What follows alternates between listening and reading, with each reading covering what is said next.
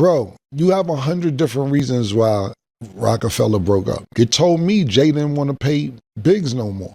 You go downstairs and you scream and yell at Kevin Liles and Julie Greenwald and Leo Cohen. You make the movie Death of a Dynasty while the dynasty is still going on. Did I play a part in it? And not saying on purpose, because he's like, I think you did on purpose. Why the fuck am I doing on purpose? I just had a platinum album. I just had a great artist, Jewels, get signed. You just signed my label. Why would I want to break it up? That sounds stupid. Now, maybe I did jump the gun and say I was going to be the president, but me and Bleak, we giggled and joked about it because maybe we're doing other things with our life and we're still not thinking about that. And we moved on. And I thought Dame moved on too. Dame really said that Cameron was the reason Roc-A-Fella fell apart? That's a heavy statement when you think about it. But instead of firing back with emotion, Cam just laid it all out. Calm, clear, and with receipts. He explained how Dame Dash was out here yelling at major executives like Kevin Liles, Julie Greenwald, and Leo Cohen while Roc-A-Fella was still thriving. And Cam's sitting there like, why would I break up something that's feeding me? That line alone said a lot. Now, to be fair, everybody saw things differently back then. The Roc was full of strong personalities, all leaders in their own right. Dame's passion was always his strength and also his weakness. He moved with emotion while Jay-Z and Cam played the game more strategically. So when Cam mentioned that Dame thought he was trying to take over as president, you can see how egos and miscommunication started clashing behind the scenes. Now I'm about to play this clip for y'all, but before I do, I just need y'all to like, leave y'all thoughts down below in the comment section, and subscribe. Let's get into it. Bro, you have 100 different reasons why Roc-A-Fella broke up. You told me Jay didn't want to pay Biggs no more. You go downstairs and you scream and yell at Kevin Liles and Julie Greenwald and Leo Cohen. You make the movie Death of a Dynasty while the dynasty is still going on. Did I play a part in it? And not saying on purpose, because he's like, I think you did on purpose. Why the fuck would I do it on purpose? I just had a platinum album. I just had a great artist, Jewels, get signed. You just signed my label. Why would I want to break it up? This shit sounds stupid. Now, maybe I did jump the gun and say I was going to be the president, but me and Bleak, we giggled and joked about it because maybe we're doing other things with our life and we're still not thinking about that. And we moved on. And I thought Dame moved on too. See, that's what I realized too doing this, up here doing the podcasting and talking, is that some people are over some things and some people will never get over other things. And sometimes when I have these conversations with people, I'll ask a question or I'll make a statement saying, oh, that nigga ain't worried about it. That was 20 years ago. Now they still worried about it. So I'll pick and choose what I say on these podcasts more carefully. Doubt it. But it is what it is, you know what I'm saying? So no, I don't feel bad because I moved on and did other things. If you ask Dame, he's doing a million other things. Dame's attitude is, and I always believed in Dame. See, that's the one thing too, son, is that even when my son asks me about like, yo, what's going on with your name? And he's like, he feel I don't look out for him. He feel I don't do this. And my son was like, all you do is give him credit. It's documented.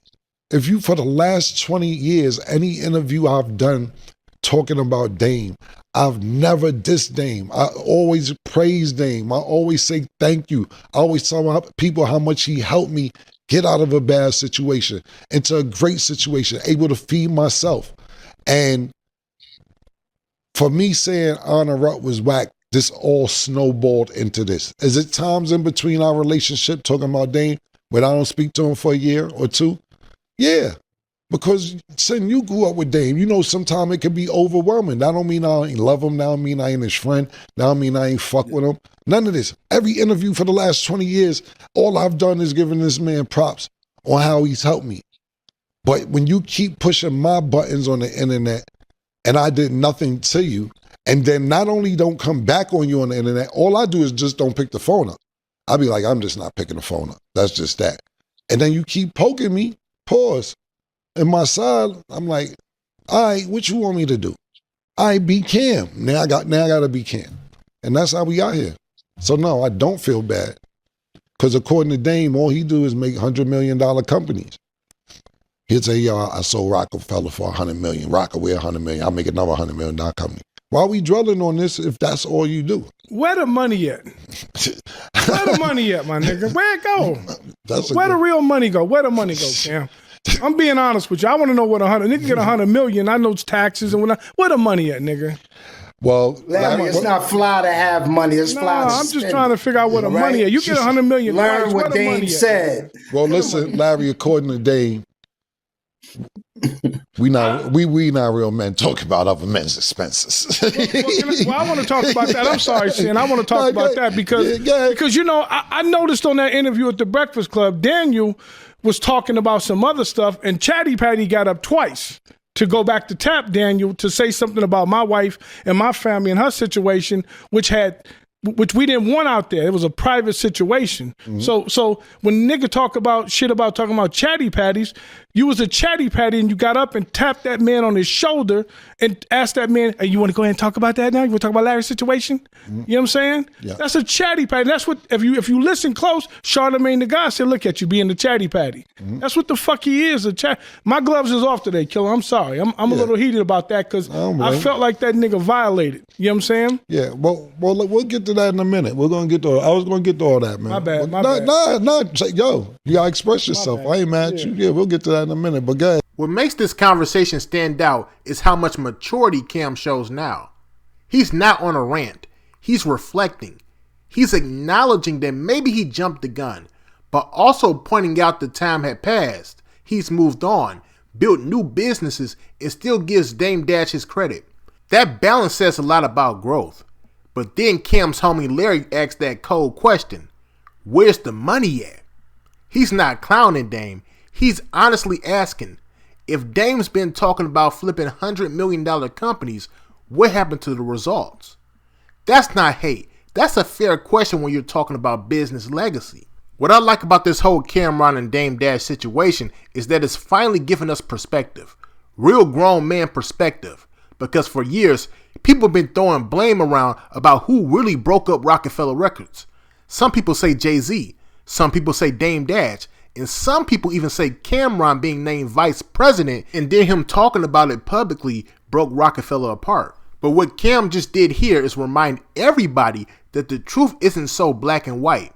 It's layered, it's business, and sometimes it's just two strong personalities who couldn't find a middle ground. When you really listen to how Cam told the story, you can tell there's no hate in his voice. It's more reflection. He's not trying to embarrass Dame. He's explaining how things went left from his point of view. That's the kind of conversation hip-hop needs more of. People who can speak their truth without bitterness. And honestly, I think this moment showed a lot of growth on Cam's part. The old Cam probably would have snapped back or dropped a slick bar on wax. But the version we're seeing now, he's calm, articulate, and he's using his platform to unpack something that's been misunderstood for decades. That's maturity, and it's powerful. At the same time, I understand Dame Dash too. That man built Roc-A-Fella Records from the ground up with Jay-Z and Biggs, so I get why he's sensitive about that legacy. When you've put your whole soul into something, it's hard to see it fade or hear somebody else tell the story differently. But this is what makes the situation human. These aren't just rap moguls. These are brothers who went through a historic rise and a painful breakup. At the end of the day, Cam and Dame are both legends. They both contributed to an era that will never be repeated. Roc-A-Fella Records wasn't just a label. It was a movement. It changed how hip-hop looked, sounded, and operated. So no matter who you think was right or wrong, the legacy is bigger than the fallout. That's what I took from this. Not blame, not gossip, but growth. Two men with history, both navigating legacy, emotion, and truth. That's hip-hop's evolution right there. So let me ask y'all this.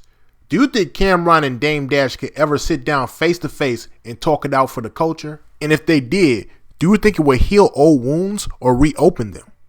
Let me know your thoughts on this down below in the comment section. And make sure you like and subscribe. Peace.